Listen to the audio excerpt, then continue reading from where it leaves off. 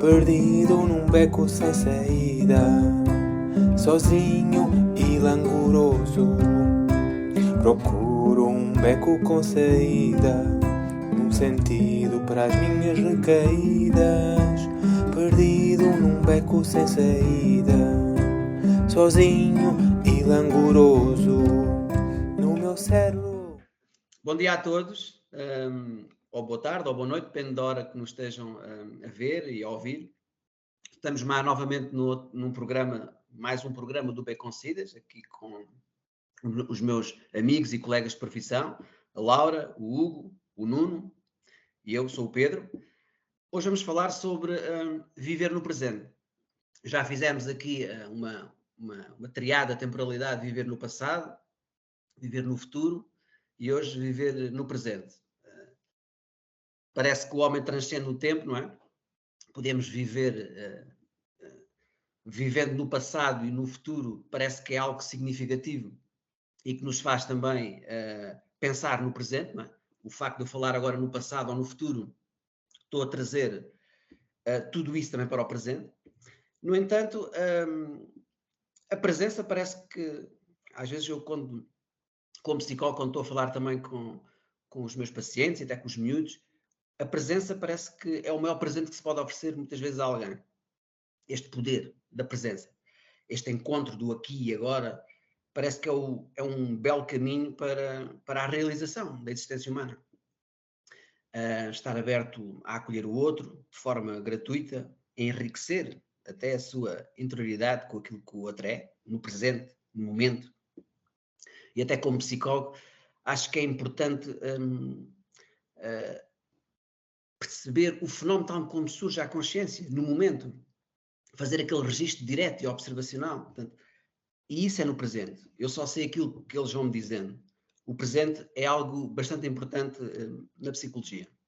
No entanto, quero também ouvir aqui as ideias e as opiniões aqui dos meus colegas. Irei depois também falar um pouco mais deste ponto, também do ponto de vista do aqui e agora, na psicologia e da forma como nós pensamos e vivemos o presente. Poderia começar aqui pelo Nuno. O que é que ele me tinha a dizer também relativamente a isto de viver no presente, em psicoterapia, por exemplo, o poder da presença ou o poder da ligação no presente poderá ser importante em psicoterapia? Obrigado, Pedro. Bom dia a todos. Depois estamos ainda a fazer a gravação na parte da manhã. E, bom, sim, a questão da presença, do viver no presente, assim, começando por aí, então, pela pergunta que me fizeste na questão da psicoterapia, pois, a relação terapêutica parece que é muito beneficiada, ou pode ser muito beneficiada, pela presença do terapeuta, uma presença atenta, acolhedora, como tu também estavas a referir, e portanto, ao fim e ao cabo, do momento de muita atenção sobre o mundo da outra pessoa, não é? E que isso se faz, sim, naturalmente no aqui e agora, desde logo, nesses momentos da psicoterapia, de cada sessão, é mais uma oportunidade para ver o encontro, a relação de encontro entre o terapeuta e o cliente, paciente, como quisermos chamar, ou a pessoa a que acompanhamos.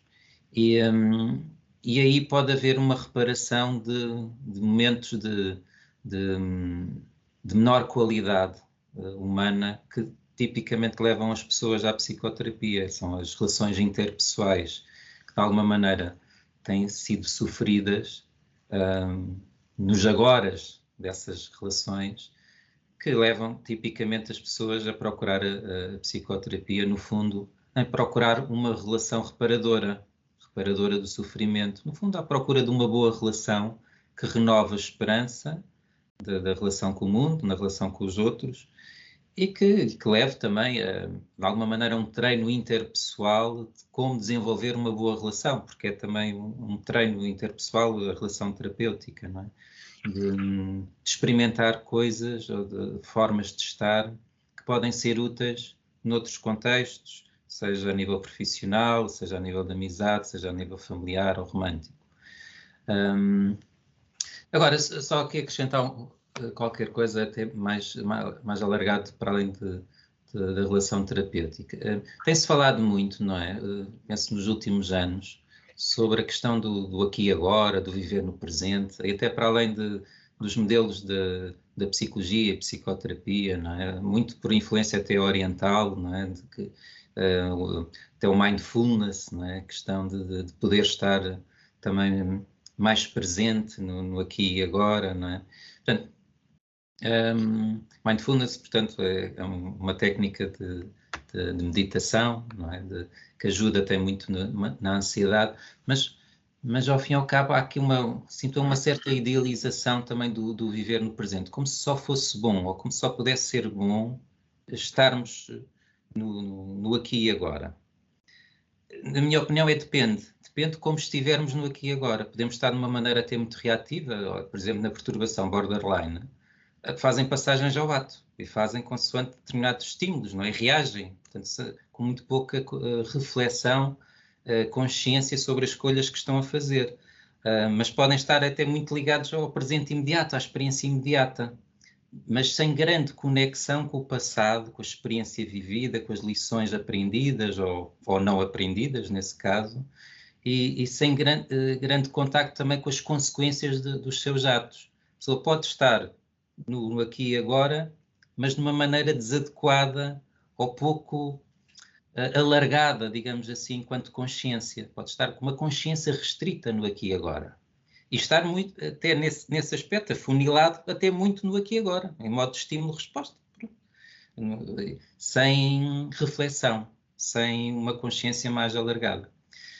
Portanto, sinto que há um certo romantismo, não é? Ou idealização, em termos culturais, face à ideia do viver no presente, ou no aqui e agora.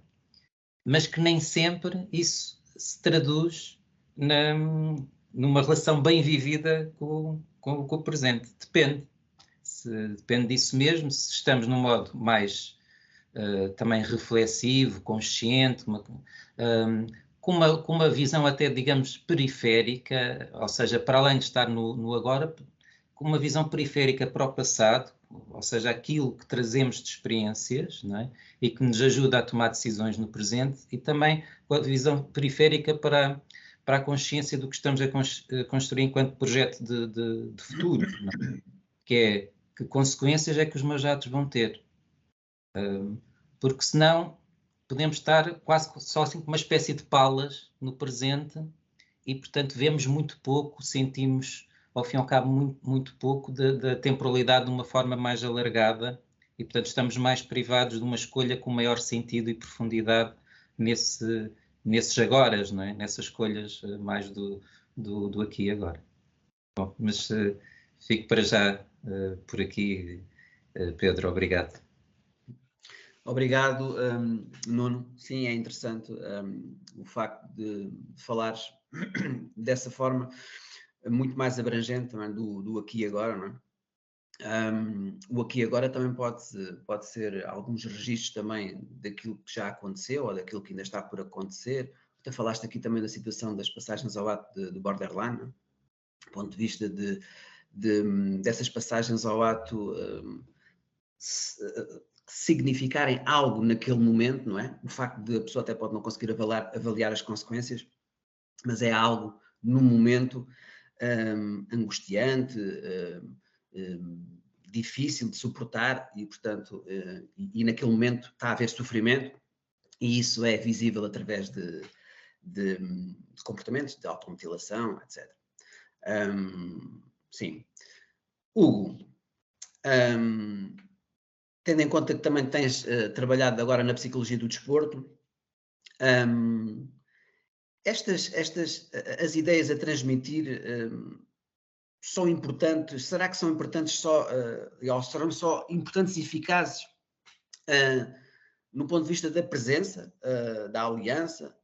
Ou seja, em psicologia do desporto é importante esta aliança terapêutica, este falar no ponto de vista mais daquilo que está a acontecer no momento, ou será que é importante também os aspectos da temporalidade e andar para trás, andar para a frente, isso é que nos dá a verdadeira consciência também do presente? Eu acho que realmente é importante estar no presente, essa é a grande dificuldade, diria eu, e já passo a explicar. No entanto, concordo perfeitamente com aquilo que o Nuno estava a dizer, em jeito de comentário, que hoje em dia existem bastantes modas, e uma delas é o ter que viver e agora, no aqui e agora, não é? Esta premissa do ter que, no sentido de esquecer todos os nossos problemas ou todas as nossas, os nossos estímulos, isto em relação ao nosso ao panorama, ao futuro. Portanto, tudo isso é se calhar dispensável, diria eu. Não temos que viver sempre no presente e respondendo à tua pergunta, Pedro, temos que ter como referência, sem dúvida, também outras facetas da temporalidade, nomeadamente aquilo que aconteceu e aquilo que está para acontecer. Isso é essencial, sem dúvida. Também gostaria de dizer aqui que só em jeito muito curto de comentário, o que o Pedro disse em primeiro lugar, eu até escrevi a frase, ele disse que a presença é o maior, passa a redundância, presente, mas a palavra é bem aplicada aqui, que se pode dar ao outro, não é? E realmente isto é uma... hoje em dia, com tantas possibilidades tecnológicas de falarmos à distância, a presença, quero dizer, presente, é um presente realmente e faz toda a diferença. Em relação à psicologia do desporto, porque é que é uma grande dificuldade? Bom, porque é uma grande dificuldade também para qualquer elemento da espécie humana, diria eu. Nós com um grande cérebro que temos, com um neocórtex gigante e inagualável no reino animal, é complicado não pensarmos acerca de outras coisas que não sejam o aqui e agora, ou melhor, é complicado, é muito difícil pensarmos só no aqui e agora e não pensar no futuro e no passado. Portanto, faz parte das características da nossa espécie nós estarmos constantemente a pensar. E é nesse sentido que na psicologia do desporto o grande desafio é sim senhora, além de planear, criar objetivos em relação ao passado, aprender com os erros através da observação de vídeo, por exemplo, ou da descrição de eventos desportivos que passaram. É essencial e é um grande desafio trazer as pessoas para o presente. Porque é ali no presente, lá está no encontro, que as questões do futuro e do passado são tratadas.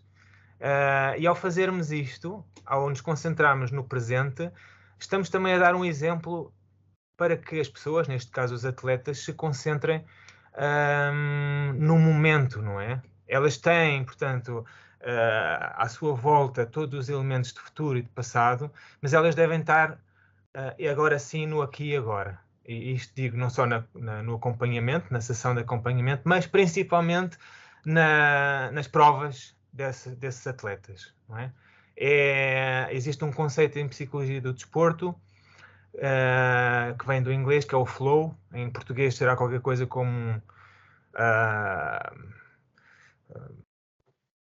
é difícil, não pensei nisto, como é que eu traduziria para o português, mas o flow traduz por um sentir aquilo que está a acontecer, estar de tal forma focado que nada mais é importante, não é?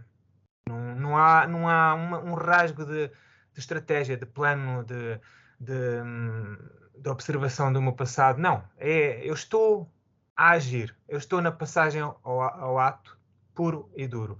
E é isso que se procura que as pessoas tenham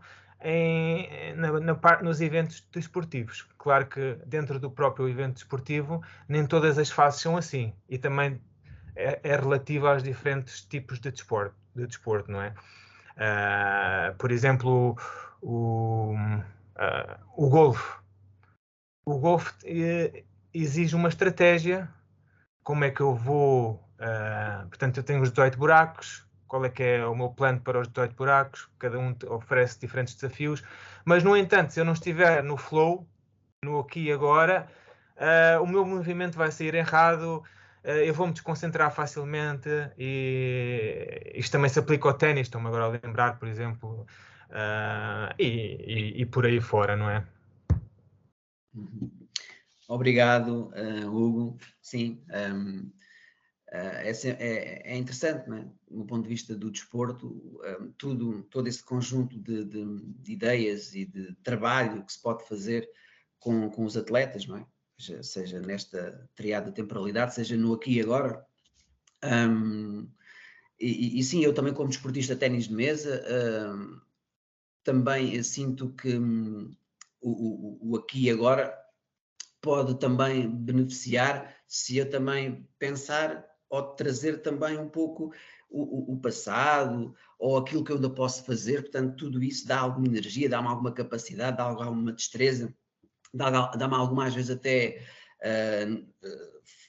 concentração e força para poder atingir aquilo que eu quero com outros em competição e com outros atletas. Portanto, tudo isso é importante. E realmente a presença pode ser mesmo o maior presente que se pode oferecer a alguém. Do ponto de vista da psicologia, por vezes, o facto de estar ali parece que é como se não fizesse uma fronteira entre o eu e os afligidos. Ou seja, eu quero viver a hora com a pessoa, eu quero saltar para dentro da situação, eu quero estar com o maior poder de ligação à pessoa no aqui e agora, e isso parece-me que pode beneficiar, e eu sinto que poderá ser uma mais-valia, por vezes, não é? Ali, o presente, o presencial, o estar ali, e isso poderá ser benéfico. Por isso, eu queria passar também aqui uma questão à Laura, relativamente a essas atitudes, por vezes até presenciais, no aqui e agora. Isso poderá ser benéfico e pode beneficiar a vivência no presente de um paciente?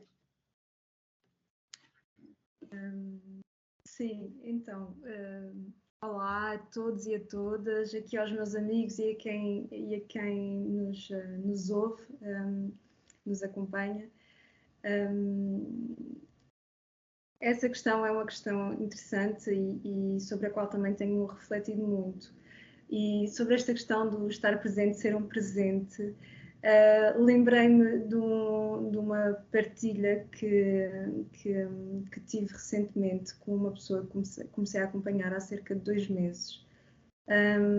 E aí à segunda ou à terceira consulta, portanto, é um rapaz que nunca tinha feito nenhum processo terapêutico e que ele me dizia como se sentia grato por encontrar ali um momento, um espaço onde podia estar, onde havia esta partilha no presente, com honestidade, com abertura, e a falta que ele sentia disso na vida dele, pronto, às vezes simplesmente o estar presente, de estarmos ali um para o outro. E fiquei eu própria muito agradecida pela partilha dele, não é? E também me pôs a pensar como, para mim também, no meu trabalho, o dar consultas, é para mim também este exercício de, durante aquela hora, eu ter que fazer este trabalho sobre mim mesma também, de estar ali presente para aquela pessoa, de pôr de lado o que quer que esteja a acontecer na minha vida, o que quer que, e de estar ali de forma o mais aberta e no presente para aquela pessoa. E que isto hoje em dia, de facto, é um desafio muito grande, pode ser um desafio muito grande, porque o registro dominante nestes tempos das redes sociais, da informação que recebemos a um ritmo alucinante, a quantidade de estímulos a que estamos expostos de forma permanente, não é? A dificuldade que temos por vezes em parar, em pôr um travão nisto tudo, e como isto também nos afeta, não é? Como isto vai tendo um impacto em nós, de um ponto de vista psicológico. Não é que estes problemas, esta dificuldade de estar no aqui e no agora já não existissem antes, eu acho que estão a ser exacerbados pela forma como a sociedade está a evoluir, não é? Aliás, também me lembrava de uma música do Variações, do António Variações, que eu gosto muito, mas a música dele, o Estou Além, em que ele também já nessa altura já expunha, eu acho que a letra tem muito a ver com a questão da ansiedade, não é? Mas em que ele fala, e que é algo que ouvimos muitas vezes, e que surge também em consulta, o sentimento de insatisfação permanente, de estar a perder alguma coisa. Ele fala nisto na letra há alguns, mas isto das pessoas muitas vezes viverem com este sentimento de eu estou a perder alguma coisa que eu não estou a fazer, ou seja, que isto leva a um sofrimento, não é? De haver pensamentos dominantes e que estão muito presentes de que falta algo, de que não se está a fazer algo, e que leva a esta incapacidade de estar momento a momento a usufruir da experiência de estar no aqui e no agora e de tudo o que isso envolve. E eu queria ligar isto à introdução em novas formas de terapia, em que de facto se vai beber estas filosofias mais orientais e estas práticas que vêm do budismo, mas que tem sido aplicada e introduzida na terapia psicológica, na psicoterapia, em particular dentro da abordagem cognitivo-comportamental. Surge aqui nas terapias de terceira geração uma terapia que é a terapia cognitiva baseada no mindfulness, que no fundo busca precisamente capacitar as pessoas, dando-lhes ferramentas para lidarem melhor com este pensamento acelerado e esta incapacidade, por vezes, de usufruir do momento presente. Porque, no fundo, o que isto nos traz, portanto, as pessoas que desenvolveram isto e que trouxeram e que integraram isto na terapia psicológica, é que, de facto, a mente, tal como o nosso corpo, também a mente pode ser exercitada. E é possível, exercitando a mente, capacitá-la para estar mais capaz de compreender o que é pensamento e o que é real. No fundo, tem muito a ver com isto, que por vezes os nossos pensamentos dominam de tal forma o nosso modo de estar, que nós temos dificuldade em discernir o que é o mero pensamento e que já está influenciado por estados emocionais, por circunstâncias de vida, pela nossa história pessoal, e o que é de facto o real, o que está a acontecer aqui e agora. E como isso às vezes influencia o nosso comportamento e a forma como nós nos relacionamos, a forma como nós vivenciamos experiências de vida, e como por vezes estamos aqui num sofrimento e nesta aceleração que se tivéssemos a capacidade, ou se passássemos por esta aprendizagem de estar mais atentos, porque no fundo isto tem a ver, por isso é que a tradução, opta-se pela tradução da atenção plena, porque no fundo é isto, é estarmos atentos e mais conscientes sobre nós próprios, sobre os nossos estados emocionais e sobre o que é pensamento. E que pensamentos são pensamentos, não são a realidade. E que isto às vezes não é uma coisa assim tão fácil de se perceber. É muito fácil nós sermos dominados pelos nossos pensamentos, e que é um fenómeno muito presente na ansiedade. Eu acho isto muito interessante, e acho de facto que que traz aqui uma nova forma de abordar alguns problemas do ponto de vista psicológico e que, como já se dizia, na verdade, nos dias que correm, esse aqui é o grande desafio, nós conseguirmos, com toda a importância e tudo que possibilita termos a capacidade do nosso pensamento refletir sobre o passado e de projetar-se no futuro, não é? E de antecipar claro que isso também traz enormes possibilidades, mas que do ponto de vista de bem-estar e de bem-estar psicológico existem muitos benefícios, quer para a nossa saúde mental, quer para a nossa saúde física, e isso está provado cientificamente, de nós desenvolvermos uma prática de vivência no aqui e no agora, e que pode ser, de facto, digamos, treinada sobre uma prática orientada nesse sentido e que poderá passar pela prática de mindfulness. Obrigado, Lara, muito interessante a tua reflexão, do ponto de vista até geral, daquilo que tu foste descrevendo. Nuno, tendo em conta também alguns aspectos que a Lara falou, do aqui e agora, também é importante, não é? Nós pensarmos sobre nós próprios, facilita também um pouco a autoconsciência, a autodeterminação e esta concentração sobre nós, não é? Em terapia, verificar o aqui e agora em cada sessão. Eu por vezes dou por mim, por exemplo, eu sei que há escalas, há tudo, não é? Para monitorizar, não é? Cada sessão, não é? Do ponto de vista daquilo que se vai passando, mas verificar o aqui e agora também podemos, por vezes, falar aos nossos pacientes como é que a sessão está a correr, ou se nós estivermos distantes, ou se nós estamos próximos, não é? A viver o presente, se sentiu compreendida, não é? Naquele momento. Portanto, há várias questões e várias formas de a gente perceber como é que as coisas estão a correr e se as pessoas estão connosco ou não, e nisto estamos a verificar o aqui e agora, o presente. O que é que gostava também de ouvir a tua opinião relativamente a isso? Sim, obrigado, Pedro. É uma questão muito, muito relevante.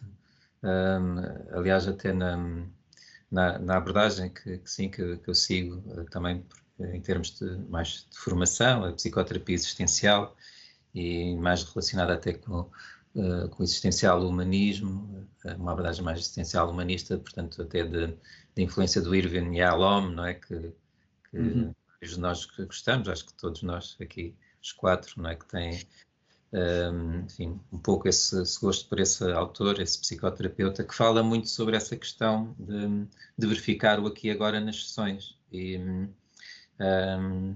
no fundo, de perceber como é que está a relação ali a ocorrer. E que, mais uma vez, é também um treino para as relações fora desse contexto tão específico, uma espécie de laboratório, entre aspas, o Yalom até fala disso, não é? Que a relação terapêutica é uma espécie de laboratório para o mundo, em que se está ali a treinar determinadas coisas que podem ser depois replicadas no mundo fora da sessão.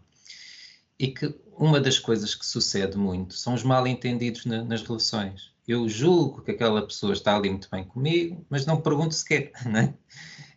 Ou ao contrário, não é? E que aquilo que leva a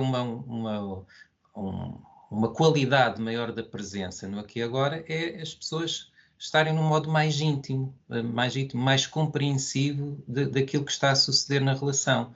Mas se não há uma procura disso mesmo, não é? Se não nos revelamos, se não nos esclarecemos aquilo que estamos a sentir e a pensar na relação, nesses momentos do aqui e agora, os mal-entendidos podem surgir muito, como se fosse uma espécie de ervas daninhas na relação terapêutica ou em qualquer outro tipo de relação, já está fora do contexto terapêutico.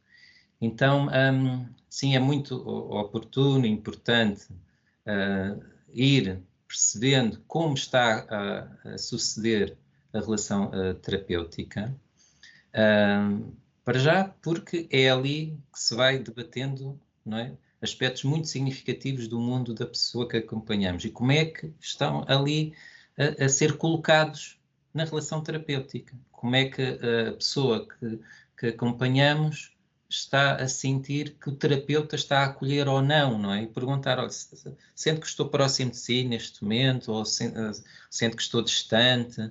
Eu sinto-me próximo, mas gostava também de perceber se sente o mesmo, que estou aqui consigo, de facto, a empatia, eu sinto que estou consigo, mas depois perguntar à pessoa também, porque às vezes ficamos aqui numa espécie de circuito fechado, ou podemos ficar, que aquilo que eu sinto é a verdade do outro, quando pode não ser. Pode haver diferenças significativas.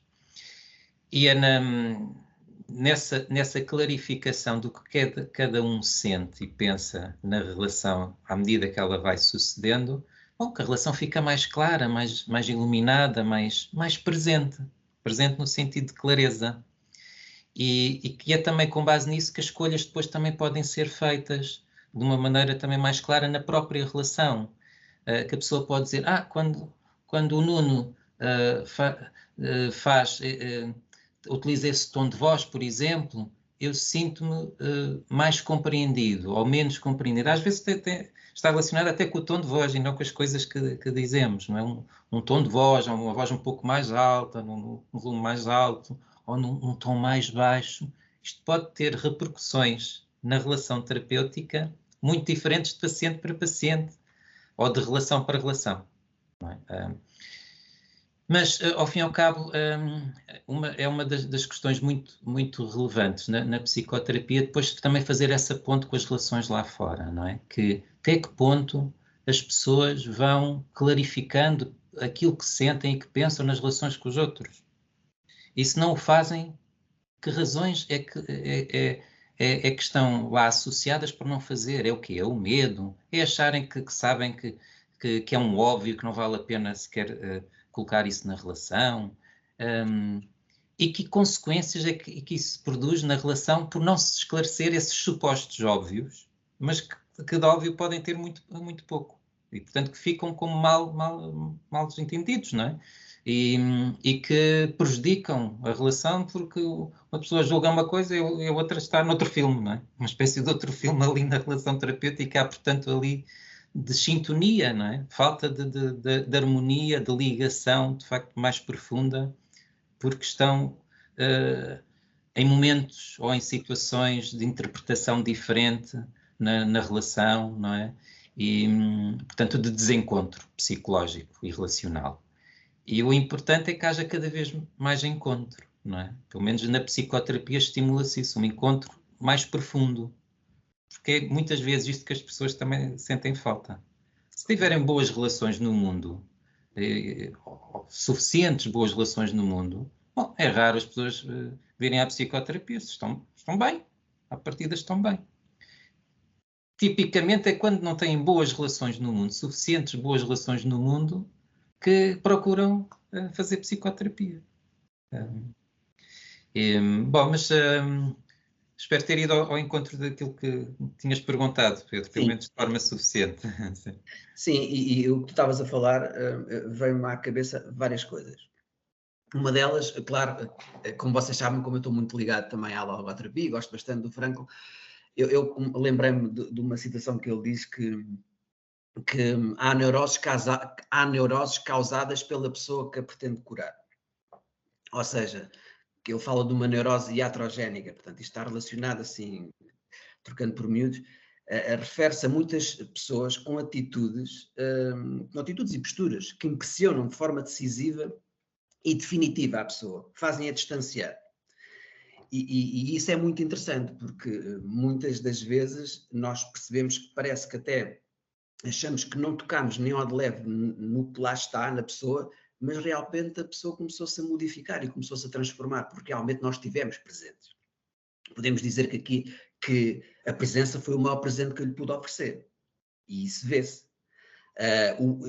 Aliás, o Yalom é que falava que o antídoto de muita angústia é apenas a conectividade íntima, ou a conectividade prioritária. Portanto, isto tem muito a ver também com esta ideia do Frankl, que já falava há bastante tempo, que por vezes, o facto também de relacionarmos a natureza da relação, portanto, isso é que faz com que o estar ali para ela, não é? Sem barreiras artificiais, viver a hora com a pessoa, isso pode transformar, pode modificar, podemos sentir que a pessoa irá beneficiar disso. Não é? E há estudos 2010, 2015, portanto que as teorias e as abordagens não são muito determinantes. A relação é que por vezes é muito mais crucial, é muito mais relevante, portanto é importante a sinergia das ideias com o relacionamento, portanto é 1 a 5%, portanto devia para aí, mas há livros de muitos mestres, principalmente do Funk, de 1940 e 50, ele já dizia isso. Há estudos de 2010, 2015, 1 a 5%, portanto conta a teoria e a relação de teoria conta pouco, portanto o que interessa é mesmo a natureza da relação com o paciente, isso é que é determinante. Hugo, o que é que também tens-me a dizer mais também relativamente a viver no presente? Portanto, isto estamos aqui a falar da presença sentida, não é? Da reciprocidade ativa, no fundo, não é? Que o outro vai se iluminando e vai se descobrindo que o diálogo autêntico, o estar para o outro, não é? É extremamente relevante no aqui e agora, não é? Em terapia, mas também gostava de ouvir mais a tua opinião relativamente também àquilo que tu quiseres acrescentar no ponto de vista da psicologia do desporto ou outro como psicólogo, que é clínico. Muito bem. Há muita coisa para dizer, naturalmente. Nós aqui também tentamos confinar-nos ao tempo que temos, e o tempo que queremos ter também pretende ter um sentido que é não tornar as coisas demasiado exaustivas, mas prolongadas o suficiente de forma a terem conteúdo. E nesse sentido, eu gostava de explorar um bocadinho aquela ideia que há bocado comecei, que tinha a ver com a dificuldade em viver o presente, não é? Porque se formos a ver, de um ponto de vista fenomenológico, é muito complicado alguém viver literalmente o presente, não é? Porque a partir de quando, a nível de pensamento, a nível cogitativo, cognitivo, nos focamos ou queremos focar no presente, ele já foi. Isto faz lembrar imaginem uma câmara de filmar que está a filmar uma imagem e na realidade a imagem não está a ser filmada naquele preciso momento. Há sempre um chamado delay, não é? Há sempre um arrastar, não é exatamente aquilo. Portanto, a imagem que eu tenho é essa em relação ao viver o presente. E é por isso que a questão que eu falava há pouco da fluidez, que agora, entretanto, pensei no conceito, e talvez fluidez, à falta de melhor, é a tradução mais literal do flow. No fundo, a fluidez ou o flow, paradoxalmente ou não, é viver e pensar o presente sem o pensar, porque é a única forma de assim o conseguirmos fazer. Eu lembrei-me agora, e seguindo a linha de discurso, de narrativa que vocês estavam a ter a nível da psicoterapia. Eu não faço exatamente psicoterapia atualmente, embora já o tenha feito no passado, mas invoco aqui um psicanalista que eu gosto, que é o Bion, que todos vós conheceis. Ele tinha a famosa tabela em que dividia dividia a caracterização do pensamento humano desde o pensar elaborado até o pensar mais concreto, até ao ato em si, não é? Isto seria qualquer coisa como isto. A ideia a reter aqui é que ele faz uma divisão, com a qual eu concordo, com os elementos, penso que eram os alfa, que são aqueles mais trabalhados, mais elaborados, os beta, que são aqueles mais atabalhoados, ou aqueles mais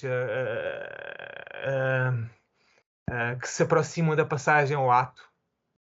E depois há ainda um nível diferente, que é o viver o presente de forma eu diria, inteira. Isto é um fenómeno que existe muito para as pessoas, por exemplo, que experienciam a fé religiosa, ou que são especialistas em meditação.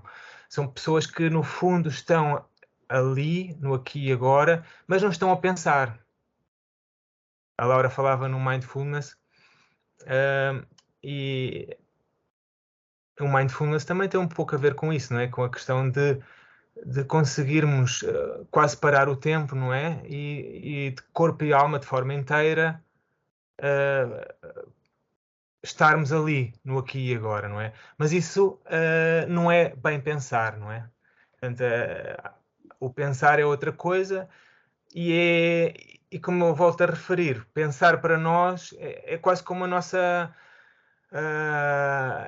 é a nossa característica especial, não é? Da espécie humana, não é? Nós somos peritos a pensar. De um ponto ao outro, não é? Para o bem e para o mal. E por isso é que é tão difícil para nós. É um desafio, vá. Nem sempre é difícil, mas é um desafio de qualquer forma. Estar de forma inteira. Estar de forma inteira. O português também é muito interessante nessa questão. O ser e estar, não é? O ser é uma coisa, o estar é outra. São desafios fenomenológicos que roçam aqui estas questões que estamos a discutir. E pronto, eu evidenciava essa questão de que o estar é de forma inteira, de forma fluida, e o pensar é outra coisa, não é? Obrigado, Hugo. Gostei da tua observação. Quando tu falaste no BIA, lembrei-me logo das aulas de psicanálise, não é? O alfa e o beta. O alfa é a mãe e o beta é a criança, não é? A mãe vai alfabetizar a criança, não é? O continente conteúdo, etc, etc. Mas não vou... Interessante trazer também essas ideias, e também de autores extremamente relevantes, não é? Da psicanálise. Laura, gostava também de ouvir também uma reflexão também sobre, penso também o nosso tempo, não sei como está, mas sobre então o viver no presente. Sei que há sempre muitas coisas para dizer, isto aqui de estar por si, da presença sentida, da reciprocidade também ativa, não é? Eu mais tu igual a nós, portanto isto do presente, não é? Também sim, Laura. Sim, eu também vou tentar ser breve. Nem sempre é fácil para mim, porque eu às vezes entusiasmo e pronto. Então, mas sobre isto que me chamou a atenção, que o Hugo estava a dizer, de mindfulness, e do não pensar. De facto, não é possível não pensar. Não, isso não é possível.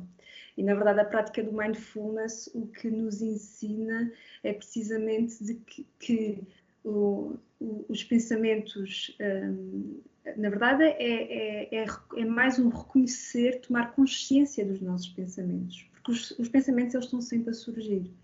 E, no fundo,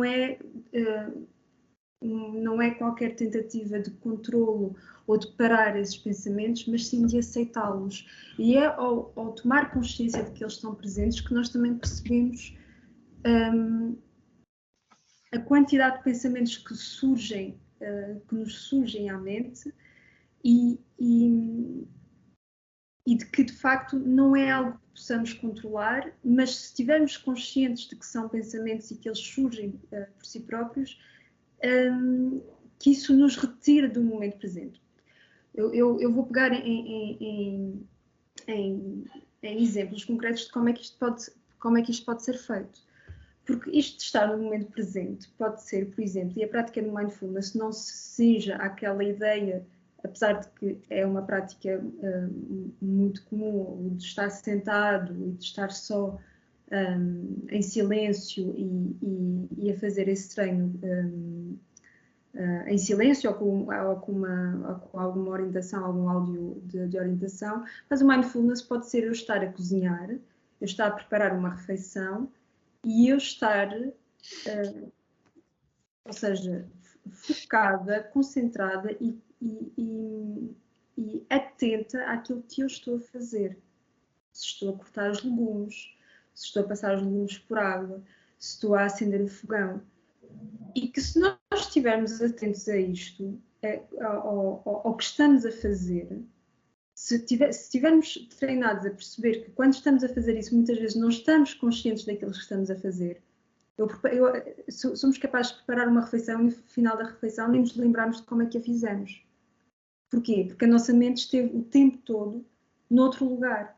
Esteve ocupada por pensamentos com preocupações, a pensar o que é que eu vou fazer amanhã, a pensar o que é que eu ainda tenho que fazer depois de jantar, a pensar que tenho uma tarefa para completar até ao final da semana, enfim. E o mindfulness, ao contrário do que às vezes possa pensar, não tem a ver com o não pensar.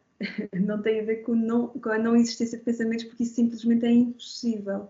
É eu perceber que quando surge uma preocupação, ela está ali, está presente, ok? Mas o que é que eu estou a fazer? Estou a cortar legumes e regressar ao momento presente, que é o que eu estou a fazer ali. Por isso a prática de mindfulness pode acontecer em coisas que nós já fazemos de forma rotineira, pode ser eu ir caminhar na rua e estar atenta ao que se passa à minha volta. Será que eu conheço de facto o meu bairro? Será que quando eu saio para ir dar uma volta aqui no meu bairro, eu tenho ideia que há ali uma árvore, tenho ideia que aquela casa é cor-de-rosa, tenho ideia que... Será que eu alguma vez saí para caminhar com essa atenção?